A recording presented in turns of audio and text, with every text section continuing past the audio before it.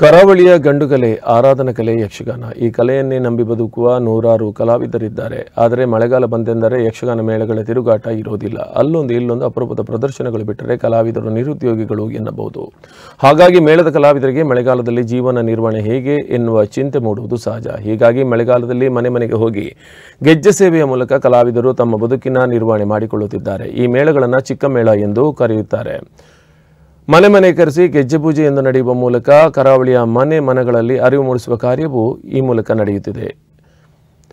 ಒಂದು ಊರಿನ ಹಲವು ಮನೆಗಳಿಗೆ ತೆರಳಿ ಚಿಕ್ಕ ಮೇಳ ಬರುವ ಸಮಯವನ್ನು ಮೊದಲೇ ತಿಳಿಸಲಾಗುತ್ತದೆ. ದಿನದಲ್ಲಿ ಸಂಜೆ 7ರಿಂದ ರಾತ್ರಿ 10ರ ತನಕ ಚಿಕ್ಕ ಮೇಳಗಳು ತಿರುಗಾಟ ನಡೆಸುತ್ತವೆ. ಮನೆಗೆ ಬಂದ ಕಲಾ ತಂಡವನ್ನು ಮನೆಯವರು ಸ್ವಾಗತಿಸುತ್ತಾರೆ. ಹೂ, ಹಣ್ಣು, ಅಕ್ಕಿ, ತೆಂಗಿನಕಾಯಿ ಮತ್ತು ದೀಪ ಇಟ್ಟು ಪ್ರಾರ್ಥನೆ ಸಲ್ಲಿಸಿ ಯಾವುದಾದರೂ ಒಂದು ಪ್ರಸಂಗದ ಚಿಕ್ಕ ಭಾಗವನ್ನು ಮನೆಯಲ್ಲಿ ಪ್ರದರ್ಶಿಸುತ್ತಾರೆ.